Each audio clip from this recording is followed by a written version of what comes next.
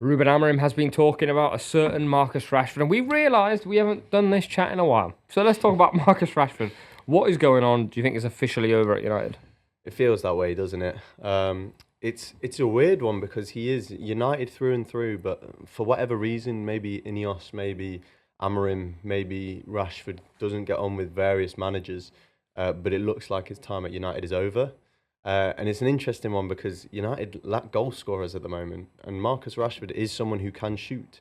And their other strikers, Højlund and Xerxes, don't seem to be able to shoot at the moment. They are really, really lacking goals. I think Højlund's stat is like he scored 12 goals in 49 games or something like this, which is just not good enough. And I know people like to talk about United's chance creation, but I think it goes beyond that. I think he doesn't make the right runs. I think he spends a lot of time kind of too engaged with the defender rather than being interested in finding the space in the box.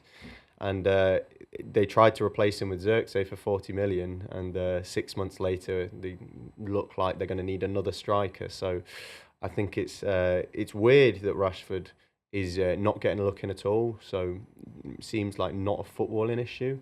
But that is the way things are at the moment. The Rashford thing for me is just the biggest symptom of all the problems at Manchester United since Ferguson left, really.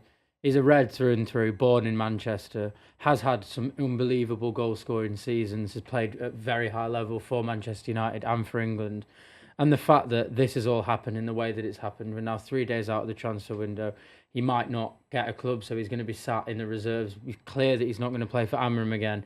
And this is someone who should have been a legend at the club. This is someone who should have gone on to score 300, 400 goals for Manchester United.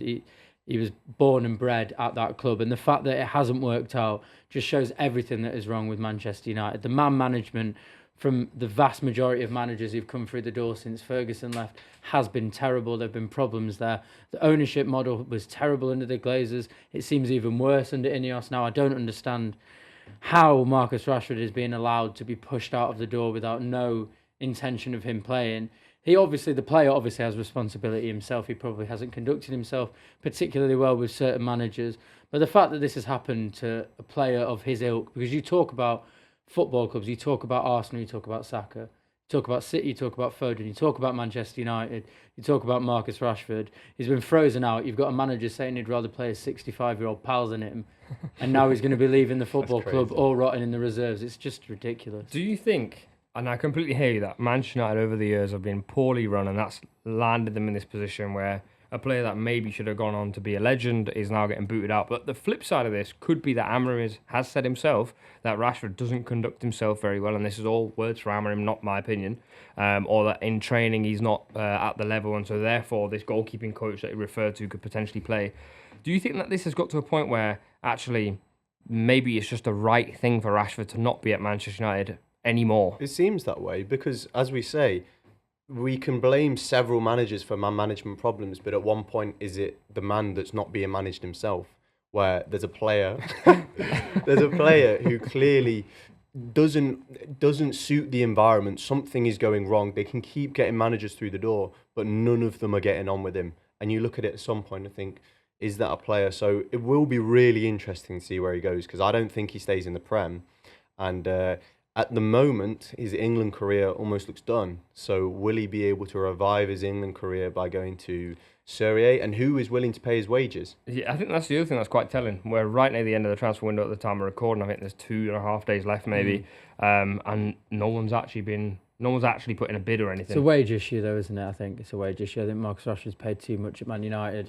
Other players, other clubs, particularly on loan, just can't afford that. And they can't afford it for a player who hasn't really played this season, and when he hasn't been particularly good.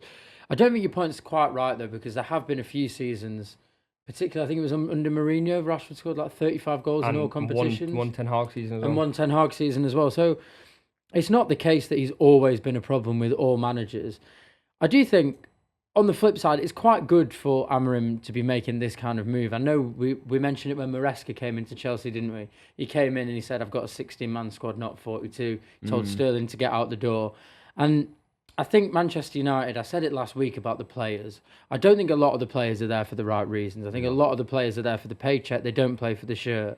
And I think this kind of hardline approach from Amorim to go into one of the senior players who will be respected amongst the other players because he's a Manchester United, was a Manchester United legend.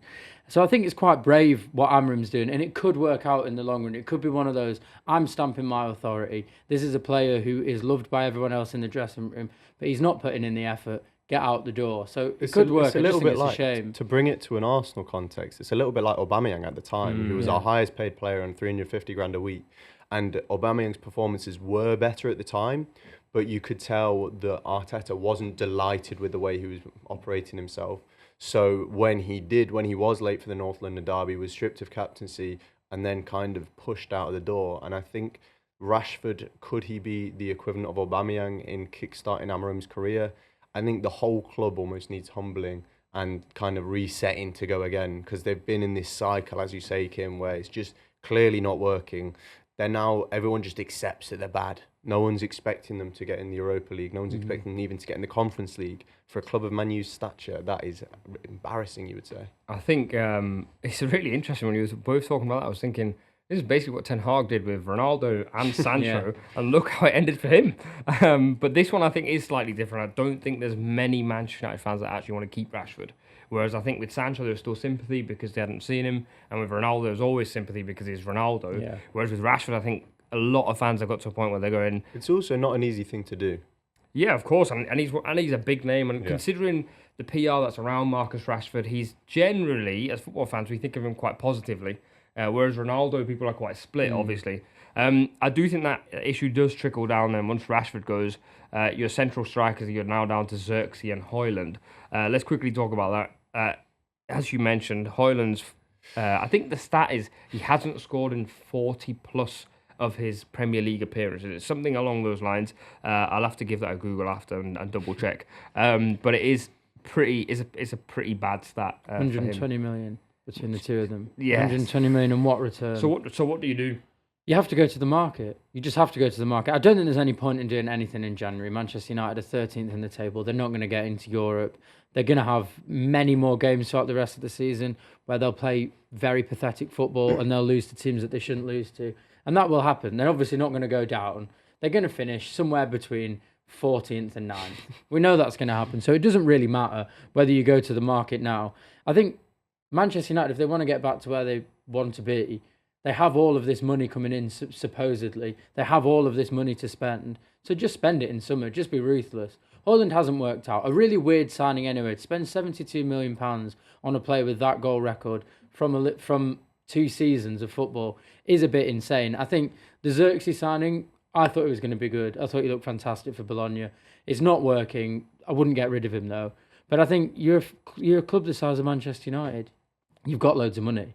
Just spend it. Just buy another striker in summer. It's not their biggest issue. They've got big issues in 9 of the positions on the pitch, but they need to spend some money. So, yeah, I think just cut your losses and get another striker. I think also what they need to do is kind of a more Sir Alex approach and look within the league, because this is where you find players that aren't as much as a risk as Højlund and Xerxes. If we're talking who Arsenal are looking for in Ollie Watkins, United could do with a player like that. If they signed him for 60, 70 million, yes, it would be overspending, but that's a guy who will guarantee you 20 to 25 goals a season. The problem is, though, back in the day when Sir Alex Ferguson was there, even if you were scoring 40 goals and coming third with Newcastle, signing for Manchester United meant you won a trophy. It meant you won a trophy. It doesn't mean that anymore. So why would you leave Aston Villa in the Champions League, who are fighting on, or who were fighting on all 4 fronts, to Manchester United, who aren't going to win anything this year? The allure's gone. To be fair, also, they did sign Mount, if you remember, for a lot of money. And when they pinched him from Chelsea, people were like, oh, they've still got the power because they've stolen Chelsea's like star boy, and obviously Mount loved Chelsea. I do just fear now that the moment United sign a player, it ends up badly, effectively, which we've spoken about a lot, and that is because the core of the team isn't in a great place. We are going to talk about this game because they take on Palace, who are, if they win, would go ahead of Manchester United, which obviously sounds quite insane, but if you remove the tag that it's Manchester United and look at the game they played against Fulham, that was an even matchup. That was 2 very even sides that both didn't really turn up on the day. Palace and Manchester United, you correctly pointed out, are the only 2 teams in the league that play with the back 3? I'd say, yeah, week in, week out. There are some teams that dip into it, but they're the ones whose system is built around it. So then you look at these wing-back areas, which we spoke about a lot last week, that Manchester United want different wing-backs. You have Munoz and Tyrick Mitchell against Dalot and Mazraoui. I think this is so fascinating because on paper, everyone would say Dalot and Mazraoui win that battle. But Munoz is a better attacking wing-back than any of the other wing-backs on the pitch. And Tyrick Mitchell is probably the best defensive wing-back out of all those wing-backs on the pitch. And if that's where Amorim wants to win and lose games, this doesn't look good. No, I think Palace were in a relegation battle for such a long time of this season. It's kind of crept up on me that they're quite clear of that now. And as you mentioned, they're 3 points ahead of Spurs. They're going to leap from Manchester United if they win this game. I think Mitchell and Munoz are fantastic players. I think Palace's whole team should be doing a lot better than they are. I think the revival of Will Hughes this season has been extraordinary. He's one of their most important players. And then you've got Eze and Mateta up front, who will cause Maguire and Martinez problems. Mateta is so unbelievably strong. There's no way that he's not getting his head on a ball. Over Maguire, whose confidence has dipped so enormously for a football. I've almost never seen it before. And Martinez, who's like 5'3". Mateta's going to get chances. And with Mitchell, he's playing, honestly, at the moment, I know how strong he is defensively, but his crossing the last 3 or 4 weeks has been absolutely exceptional. I can't remember who it was against. The ball over the top. Far post. Oh my God, what an unbelievable cross. And that is probably where Palace will look to exploit United. I think they probably won't win. I don't know why, but it's one of those games where you just think Palace away at Old Trafford. To be fair, Crystal Palace have won 5 of the last 11 games against Manchester United. It's not bad, is it? It's a good record. And the last time at Old Trafford, 1-0 to Palace as well, yeah. So it could happen. I just weirdly can't see it. I think the game will go a little bit like we say, maybe a 1-0, because Palace will play deep. They will encourage United onto them, which they know United won't want to do. United at their best under Amorim have been against the big teams that they know they can sit back and almost play like a small team. They can have that defence and then counter. I don't think Palace will allow them to do that. Palace will sit back. And one of the key matchups I've been looking at is Eze against De Ligt, because De Ligt is a big man who shouldn't really be playing at right centre-back. And trying to defend in big spaces against Eze, who's so tricky, especially if Ismail Assar's back, they're going to cause a lot of problems. So I do think the game will go like that, but I think United surely at Old Trafford can't continue to lose. It's so funny. We keep we've always gone. They're rubbish now, but we always go. But they're Manchester United. Kim, hit me with your score prediction. I think what you mentioned there about Eze is a really good point. I think if he's on form, anything can happen for Palace. I watched quite a lot of Palace. I've been a bit disappointed with him over the last couple of months. I think he has a little bit of the Zaha syndrome where he is obviously the best player on the team. I think he tries to do a little bit too much and often fades in and out of games. If he's on form, I could see something happening. But as is, I'm going to go for a boring 1-0 United win. All right, James. To be fair, the last 3 games in this fixture have been 0-0, 4-0 Palace, 1-0 Palace. 4-0 Palace. 3 clean sheets back-to-back against United. I think, it's you look at that United attack and there just aren't many goals in that team. I will go for a 1-1. I think United we talk about United at Old Trafford, they're not the same team. So I think Palace will continue what has been a quietly much better run from them, and I think it'll be a 1-1 draw. I'm so unsure. I feel this could easily be a Manchester United win. Like Palace could just have one of those games where they don't put the ball in the back of the net. Could also easily be a draw. I just don't see Manchester United winning. And I don't know why Go for a Palace win. I don't think Palace. I'm gonna go 1-1 as well. I'm gonna say 1-1. Boring 1-1.